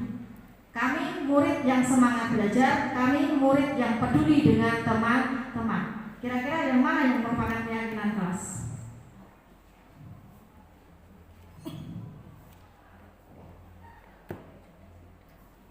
Yang mana Bapak Ibu? Saling menyayangi itu termasuk keyakinan kelas. Artinya kalau saling menyayangi, mereka akan saling apa nanti Bapak Ibu? Akan saling menghargai itu, menghargai. Jadi pada saat pembelajaran mereka bagaimana menempatkan diri karena mereka saling menyayangi satu sama lain. Kemudian kami murid yang semangat belajar, jadi punya semangat. Artinya nanti pada saat pembelajaran tidak ada yang main-main sendiri dan sebagainya. Gitu. Itu keyakinan kelasnya, gitu. Ya. Nah, keyakinan kelas adalah nilai-nilai kebajikan berupa sifat-sifat positif manusia yang merupakan tujuan mulia yang ingin dicapai setiap individu. Nilai-nilai tersebut bersifat universal dan lintas bahasa, suku, bangsa, agama maupun latar belakang. Jadi keyakinan kelas adalah nilai-nilai kebajikan yang berupa sifat-sifat positif. Nah, ini perbedaan antara peraturan dengan keyakinan kelas. Lebih kepada sebenarnya kosakatanya ya. Kalau yang peraturan itu kan selalu kembalikan buku ke tempatnya gitu. Tapi kalau keyakinan kelas itu tanggung jawab. Jadi dia bertanggung jawab kalau setelah meminjam buku mengembalikan ke tempatnya gitu. Dilarang mengganggu orang lain. Kalau keyakinan kelas itu menghormati orang lain. Kalau peraturan hadir di sekolah 15 menit sebelum pembelajaran, itu berarti kalau keyakinan kelasnya menghormati orang lain, berkomitmen. Dilarang melakukan kekerasan. Kalau di keyakinan kelas, keselamatan menghormati orang lain. Jadi perbedaannya itu Bapak Ibu antara peraturan dengan keyakinan kelas. Bergantian atau menunggu giliran. Bergantian atau menunggu giliran itu berarti menghormati orang lain, bersabar, ya. Gunakan masker, dan itu terkait dengan kesehatan dan keselamatan. Jangan berlari di kelas atau koridor. Itu sebenarnya lebih kepada kalau keyakinan kelas adalah keselamatan dan keamanan. Nah ini ada kalimat Bapak Ibu yang menarik. Dihukum oleh penghargaan. Penghargaan kok malah menghukum ya? Nah dihukum oleh penghargaan. Kenapa? Nah, karena adanya penghargaan itu pengaruhnya jangka pendek dan jangka panjang. Ada jangka pendeknya yang tadi kalau disebutkan oleh Bu tadi. Penghargaan menghukum, penghargaan mengurangi ketepatan, penghargaan tidak efektif. Penghargaan itu dapat merusak hubungan. Bisa nggak penghargaan itu merusak hubungan Bapak Ibu? Sangat itu. Contohnya kalau kita orang tua, bisa nggak merusak hubungan orang tua dengan anak? Bisa. Nah, biasanya saya itu diberi ini, kalau saya ini kok ini ibu kok nggak memberikan saya apa-apa? Dimusuhi anak ini. Ya kan? Ternyata penghargaan itu bisa merusak hubungan gitu. Tidak selalu penghargaan itu positif. Ternyata nanti sudah bisa terjadi tidak selalu penghargaan itu bersifat positif gitu. Kemudian penghargaan menurunkan kualitas. Ya tidak Bapak Ibu? Ya. Tadi karena dia melakukan sesuatunya hanya berdasarkan apa? Ya pamrih penghargaan tadi. Jadi ya masih kue eksternal gitu ya. Penghargaan mematikan kreativitas. Betul nggak kira-kira? Karena nanti paling itu nanti yang dapat itu saja. Yang lain akhirnya apa? Tidak apa namanya? Tidak punya motivasi untuk berkreatif gitu. Penghargaan mengurangi motivasi intrinsik. Betul nggak kira-kira? Sangat gitu. Ya. Itu ternyata dihukum oleh penghargaan bahwa ternyata penghargaan itu tidak semata-mata imbalan yang menyenangkan ya. Ternyata penghargaan juga menghukum ternyata. Ya. Itu.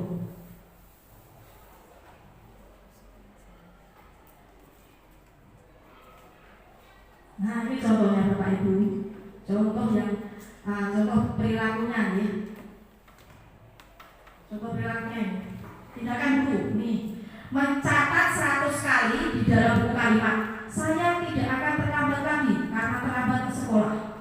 Ya. Itu merupakan apa? Hukuman atau konsekuensi? Hukuman. Tapi kalau kita sekarang sudah tidak menggunakan hukuman itu ya, itu masih ada. Oh masih ada yang seperti itu.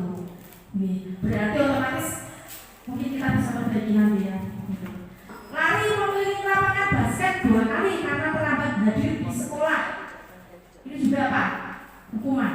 Dan itu pernah saya rasakan waktu saya di SMA. Terlambat dijemur di lapangan basket 2 jam. Ya, itu pernah seperti itu. Ya. Dan itu apa yang saya rasakan? Wow, gitu nih. Yang ketiga, murid diminta untuk push up 15 kali karena tidak menggunakan masker ke sekolah. Nah, ini juga termasuk apa? Hukuman. Yeah. Menggantikan kertas tugas teman yang telah dicoret-coret. Kalau ini hukuman atau konsekuensi? Kita akan bisa membedakan mana hukuman dan mana konsekuensi. Kira-kira yang mana sih yang lebih baik begitu ya? Membersihkan tumpahan air di meja tulis karena tersenggol pada saat belajar. Ini juga konsekuensi. Dan itu sudah kita terapkan juga ya sebenarnya anak-anak. Kalau apa yang harus mengganti misalkan begitu. Termasuk misalkan meminjam buku di perpustakaan gitu ya. Itu berarti ya memang harus apa? Mengganti. Itu konsekuensi karena mereka menghilangkan gitu.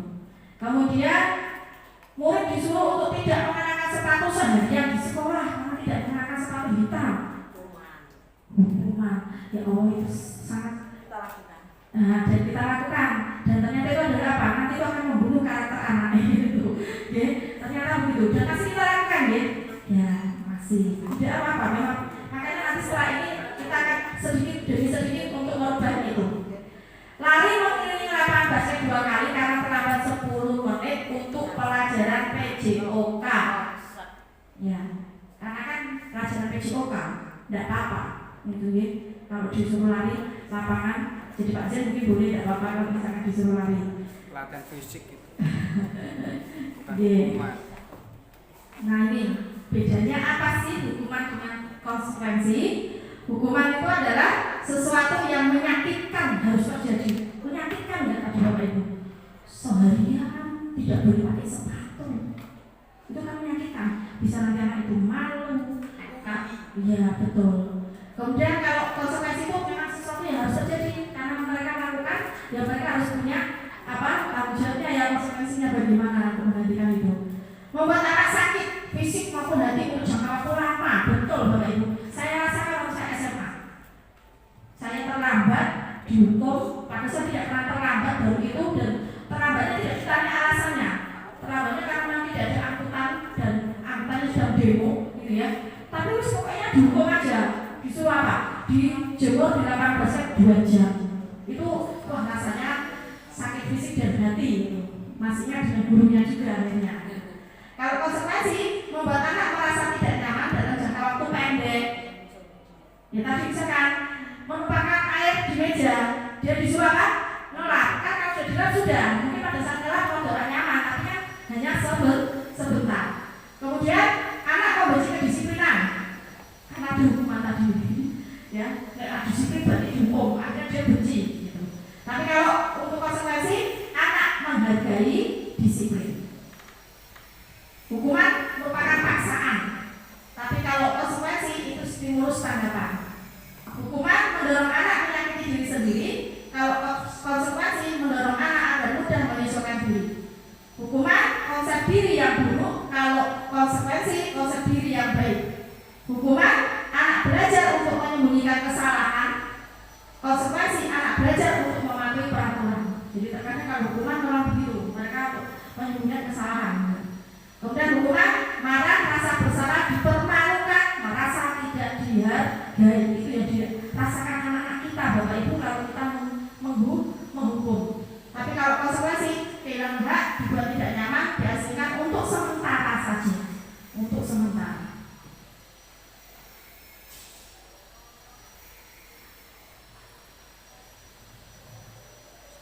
Nah, ini untuk identitas dan identitas gagal dan identitas sukses.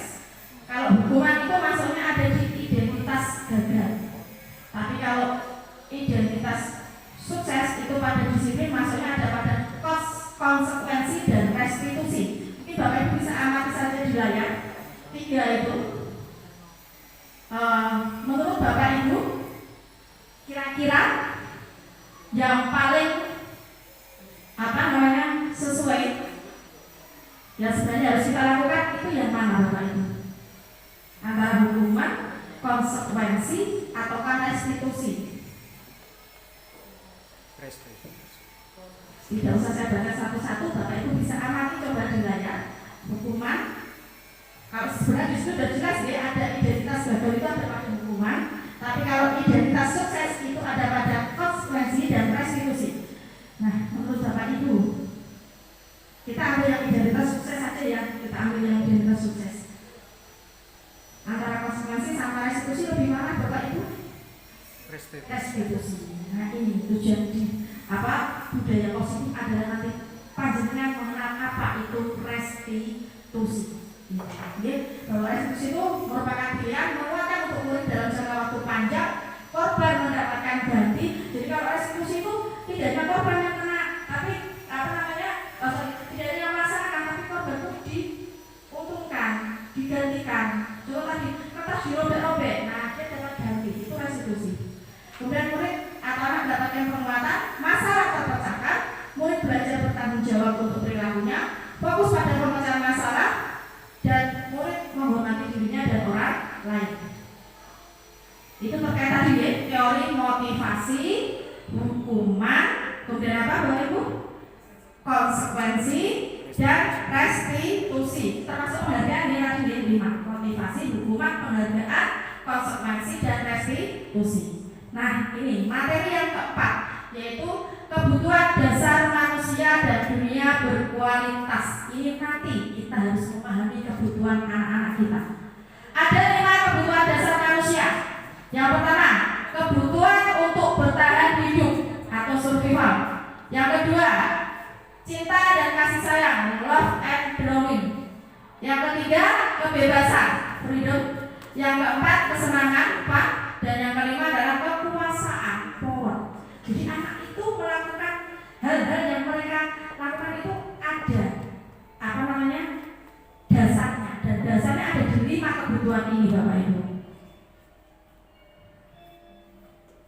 Bila murid tidak bisa memenuhi kebutuhannya dengan cara yang positif, mereka bisa melanggar peraturan atau melakukan hal-hal yang tidak sesuai dengan nilai-nilai kebajikan.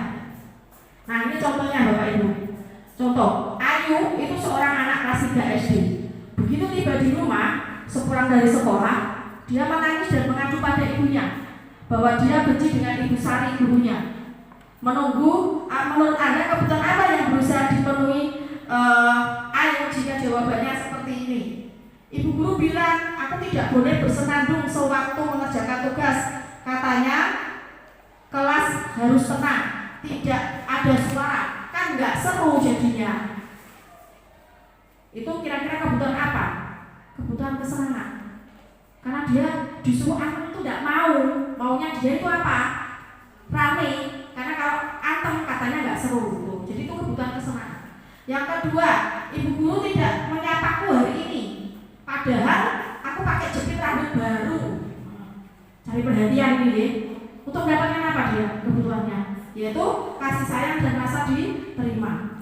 Kemudian aku bosan, masa belajarnya cuma gitu-gitu aja, dengerin ibu guru saja.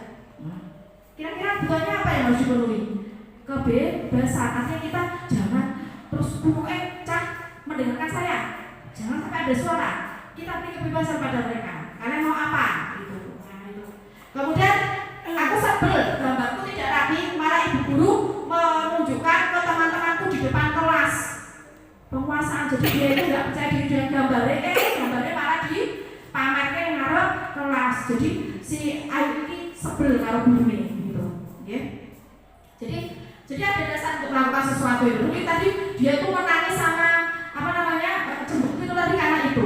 Ya, ternyata di sekolah dia diperlakukan oleh gurunya seperti itu contohnya, kurang lebihnya. Kemudian yang berikutnya adalah dunia berkualitas. Dunia berkualitas adalah tempat khusus dalam pikiran Anda, tempat Anda menyimpan gambaran representasi dan semua yang Anda inginkan. Itu dunia berkualitas. Nah, ini sekarang kita. Materi kelima, posisi kontrol guru. Ini Bapak Ibu, 5 posisi kontrol guru. Yang pertama adalah sebagai penghukum, yang kedua pembuat orang merasa bersalah, yang ketiga teman, yang keempat monitor, yang kelima manajer. Menurut panjenengan kita sudah di posisi yang mana Bapak Ibu?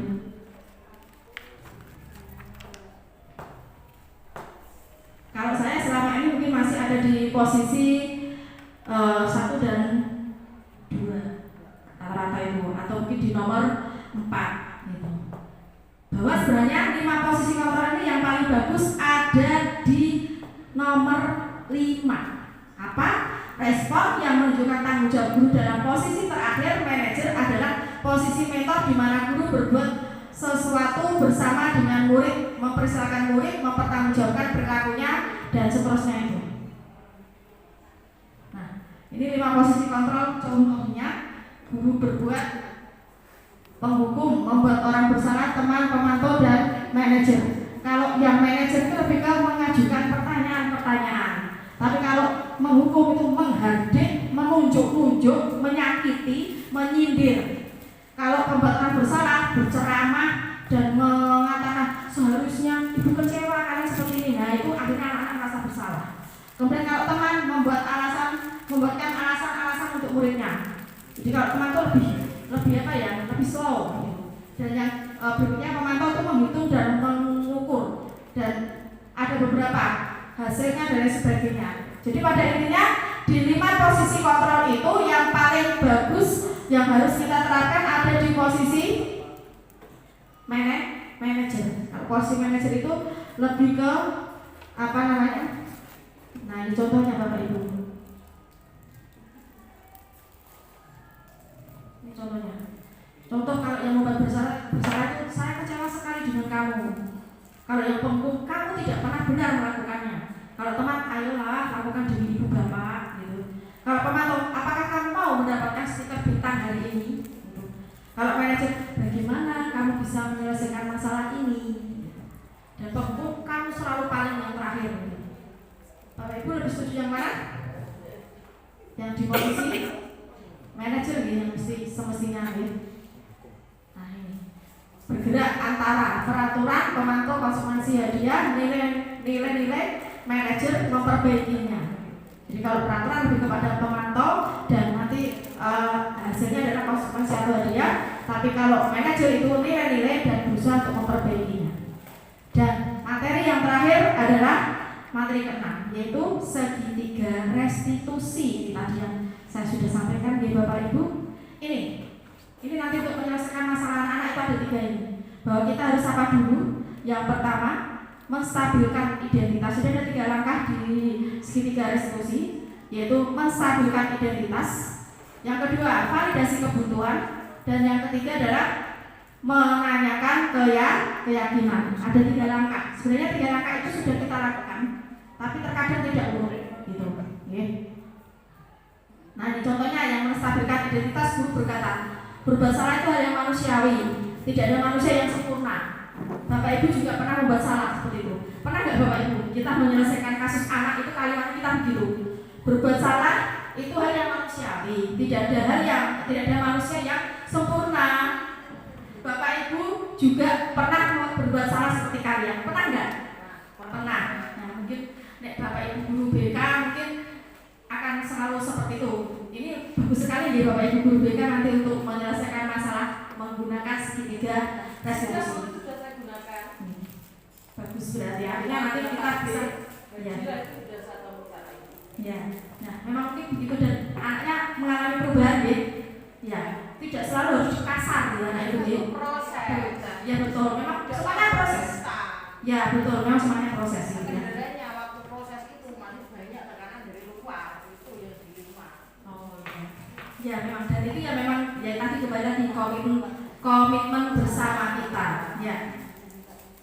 Jadi menstabilkan identitas itu untuk membuat anak yang merasa gagal karena berbuat salah menjadi positif terhadap dirinya. Intinya itu. Kalau validasi kebutuhan itu membantu siswa mengenali basic need atau kebutuhan yang ingin dipenuhinya ketika melakukan kesalahan. Pada dasarnya setiap tindakan manusia tujuannya adalah memenuhi basic need atau apakah itu power, freedom, love, and belonging, fun ataupun survival tadi. Ya. Jadi biasanya kalimatnya begini. Kamu bisa saja kan melakukan hal yang lebih buruk, tapi kamu tidak melakukannya kan? Jadi itu validasi kebutuhan. Kamu pasti punya alasan mengapa melakukannya dan lain sebagainya. Begitu. Itu contohnya. Apa yang penting bagi kamu? Itu contoh-contoh kalimat yang harus kita sampaikan kalau kita memvalidasi kebutuhan mereka. Yang ketiga ini terakhir, menanyakan keyakinan. Anak melihat kesalahannya dihubungkan dengan norma sosial dan nilai-nilai yang mendasari manusia berinteraksi dengan orang lain.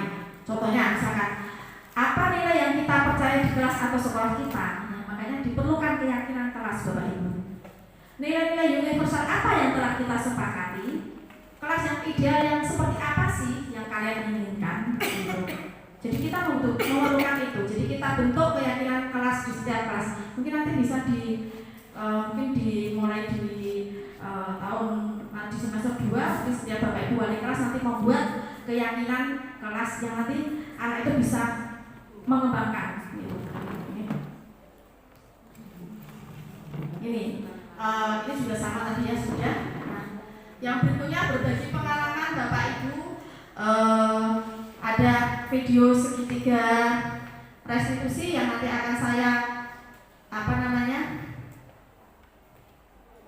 tunjukkan pada Bapak Ibu kemarin pada saat saya melakukan aksi nyata yang demonstrasi konseptual tentang segitiga restitusi. Mungkin bisa diperhatikan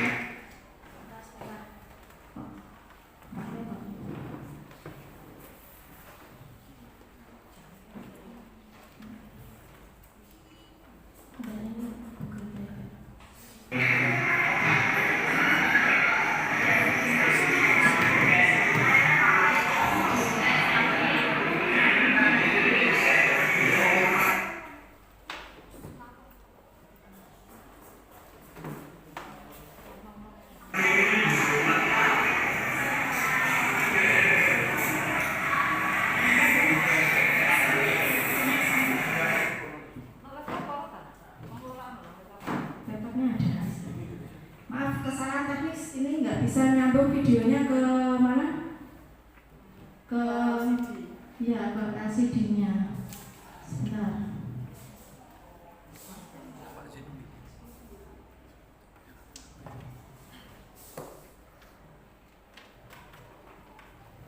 Sebenarnya saya ada 2 tayangan Bapak Ibu, yaitu terkait dengan video segitiga restitusi dan pembentukan keyakinan kelas.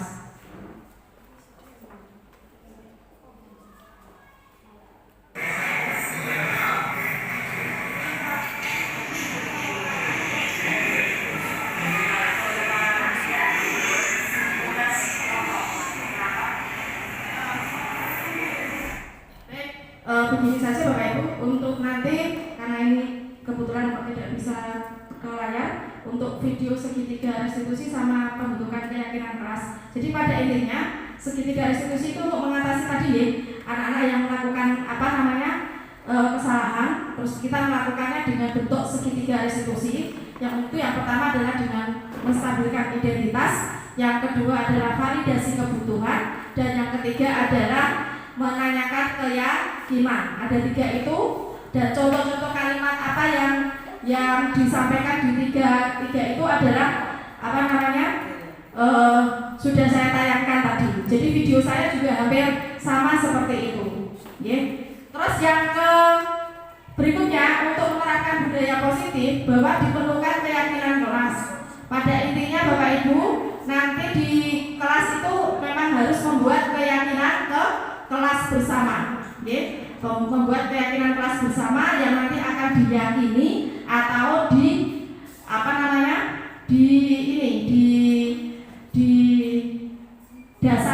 didasari bahwa anak itu bisa melakukan budaya positif atau melaksanakan pembelajaran positif di sekolah. Begitu untuk sementara, sambil mungkin nanti saya bisa mengonekkan video ke LCD. Untuk dari saya tentang sosialisasi dan pengibasan modul 1.4 budaya positif saya cukupkan sekian. Terima kasih atas perhatiannya Bapak Ibu. Waktu selanjutnya akan kami berikan kepada moderator. Assalamualaikum warahmatullahi wabarakatuh. Waalaikumsalam warahmatullahi wabarakatuh.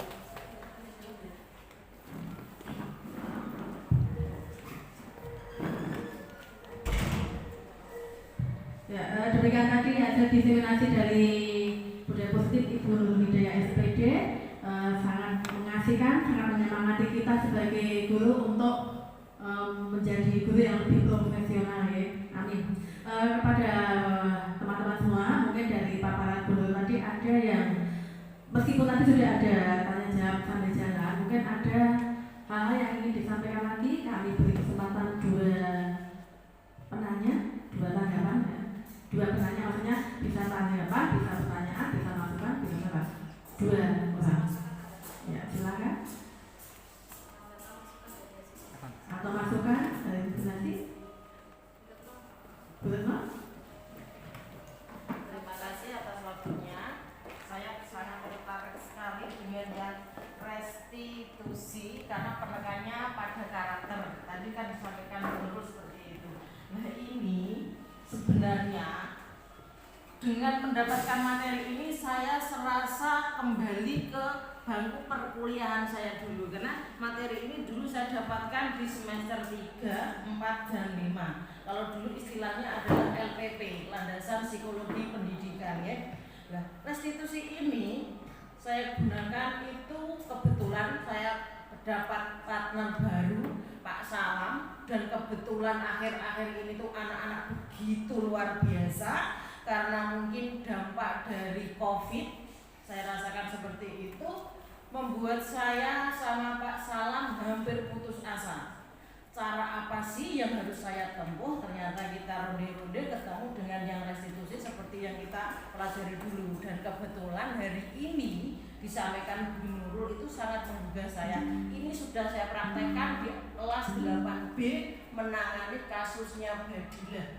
Kendala yang saya rasakan saat ini mungkin dari teman-teman guru, maaf saya mungkin curhat, ini kalau anak sudah mulai tumbuh rasa percaya dirinya, ibaratnya disiram dengan air panas. Jadi anak itu kembali down lagi. Saya tumbuhkan lagi, saya kembalikan ke komunitas kelasnya biar anak yang lainnya tuh percaya kalau dia tidak seperti ini. Mintip-mintip mau ketemu Bapak Ibu guru, down lagi lah ini. Lah kita harus tahu gitu Bapak Ibu guru, untuk proses pembenahan karakter anak itu tidak bisa instan, tidak bisa seperti kita mencuci, direndam dengan rinso, disiram dengan air panas, disikat, tidak bisa seperti itu. Itu prosesnya sangat lama. Dan itu saya mau meminta untuk bisa bekerja sama dalam menyembuhkan anak bangsa yang saya rasakan saat ini tuh menderita tidak hanya di fisiknya. Kalau fisiknya kita obati, saya antar ke puskesmas, saya kasih betadin kalau luka, tapi yang fisik tidak bisa dan tidak bisa instan. Terima kasih materinya Bu Nurul, ini sangat menginspirasi saya dan saya bisa bersemangat kembali untuk menangani anak-anak yang memang anak-anak istimewa bagi saya. Begitu saja. Assalamualaikum warahmatullahi wabarakatuh. Terima kasih Bu Retno. Beri aplaus dong untuk Bu Retno. Sangat luar biasa. Terima kasih juga masukan baiknya Bu Retno ya, bahwa anak-anak itu adalah ladang kita ya. Jadi memang bagaimanalah caranya kita untuk bisa mengamati bisa membuat anak-anak itu secara tadi Bu Retno baik fisik maupun mungkin karakter bisa menjadi lebih baik lagi, dan yang pastinya untuk melakukan semua itu tidak lepas dari kolaborasi kita semua Bapak Ibu. Kolaborasi kita semua termasuk juga kolaborasi dari teman-temannya juga. Jadi memang juga membutuhkan pemahaman dari teman-temannya itu.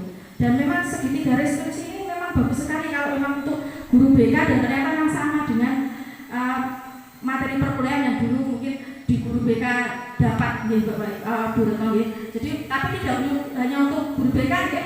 Artinya kita semua bisa melakukan penyelesaian dengan menggunakan segitiga restitusi Bapak Ibu. Jadi tidak selalu anak itu melakukan kesalahan itu kita buat dengan cara apa?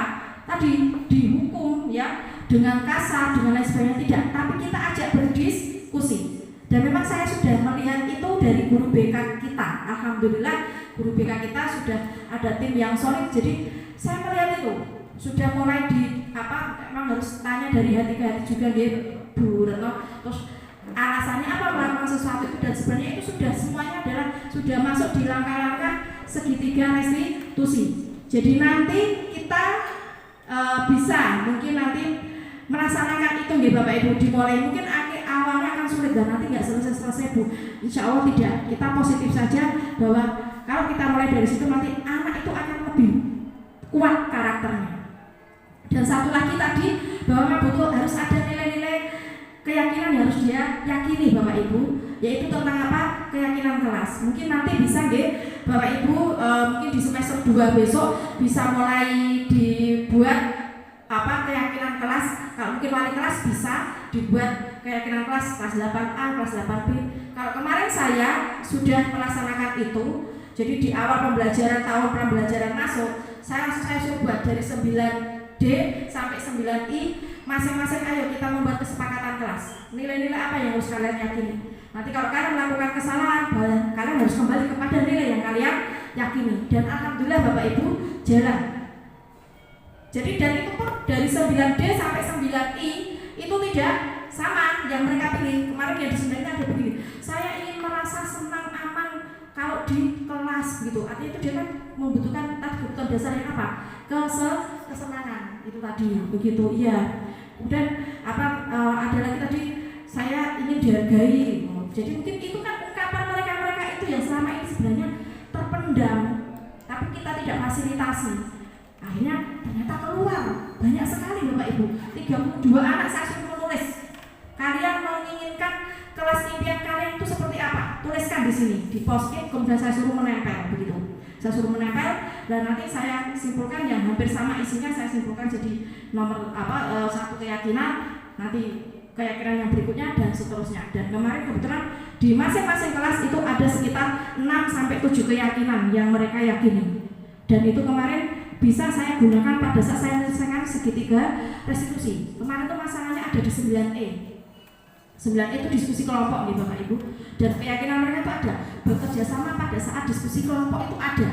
Tapi ada anak satu kelompok itu melaporkan kepada saya bahwa si A dan si B itu tidak ikut bekerja sama dalam diskusi kelompok. Nah, anak itu saya lakukan restitusi. Saya panggil ke sini di lab IPA, saya tidak di kelas. Jadi saya panggil berdua seperti kalau Bu Retno menyelesaikan masalah dipanggil di ruang BK. Karena kalau di kelas nanti mempermalukan anak juga. Jadi kita ambil, kita bicara. Kita selesaikan dengan menggunakan segitiga restitusi. Bismillah saja kita berusaha untuk hal yang baik, Bapak Ibu, agar sekolah kita itu bisa membudayakan budaya positif dan anak-anak memiliki karakter yang kuat. Begitu Bapak Ibu. Terima kasih.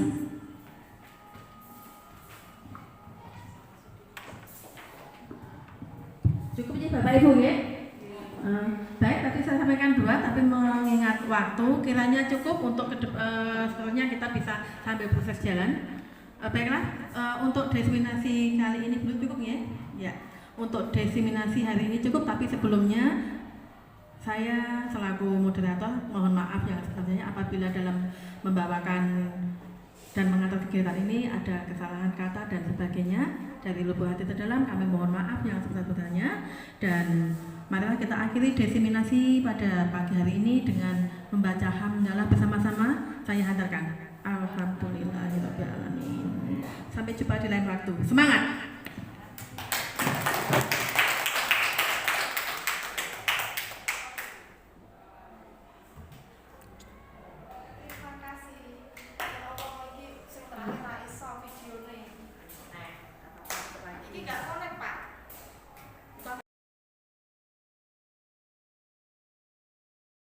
Assalamualaikum warahmatullahi wabarakatuh. Perkenalkan, nama saya Akila Alaya Ramadhani dari kelas 9I. Setelah membuat kesepakatan kelas bersama, saya menjadi lebih semangat dan konsisten dalam belajar. Dan juga dengan membuat kesepakatan kelas ini, membuat pembelajaran di kelas lebih aktif dan menyenangkan. Terima kasih untuk Bu Nurul telah membimbing kami dalam melakukan hal-hal positif dengan membuat kesepakatan kelas ini. Wassalamualaikum warahmatullahi wabarakatuh. Assalamualaikum warahmatullahi wabarakatuh. Saya Lulu Indriani dari Guru Mata Pelajaran Agama Islam. Saya menyampaikan terima kasih saya kepada Ibu Nurul Hidayah selaku Guru Mata Pelajaran IPA yang telah melaksanakan budaya positif baik di dalam kelas maupun di lingkungan sekolah secara umum. Dari apa yang telah beliau laksanakan membuat saya terinspirasi dan tergerak untuk juga melaksanakan budaya positif baik di dalam kelas pada saat mengajar maupun ketika berinteraksi di lingkungan sekolah secara umum.